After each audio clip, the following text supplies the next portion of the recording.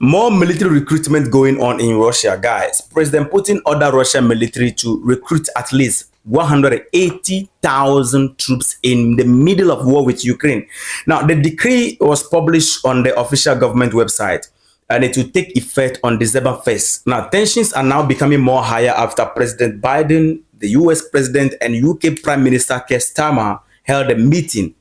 In the meeting, they talk about the possibility of letting Ukraine target sites within Russia with long-range missiles. Now, after the meeting, President Vladimir Putin warned them that allowing Ukraine to use Western long-range missiles will simply mean that NATO and Russia are at war, not indirectly, but directly.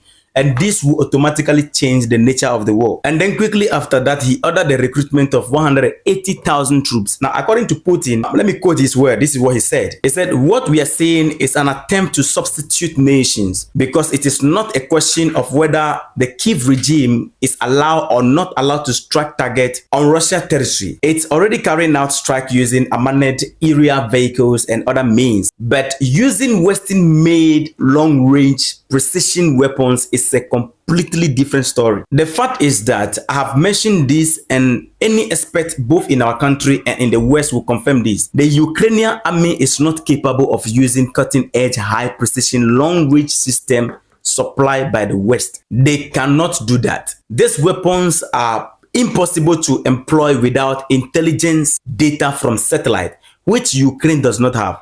This can only be done using the European Union satellite or US satellite. In general, NATO allies. This is the first point. Now, the second point, perhaps the most important, the key point event is that only NATO military personnel can assign flight missions to this missile system. Ukrainian servicemen cannot do this. So what Putin is trying to practically say is that NATO troops are already on the ground, and we all know that. And they are there through the narrative of training Ukrainian soldiers. That is what they, as for them, they are not engaged. That is what they are saying. That is the narrative they are putting on board. They are just training the soldiers. But this particular attempt by the West will simply mean that they are directly engaging on the battlefield, and this will automatically change the nature of the war. It is no longer going to be Russia and Ukraine. It is going to be Russia and NATO.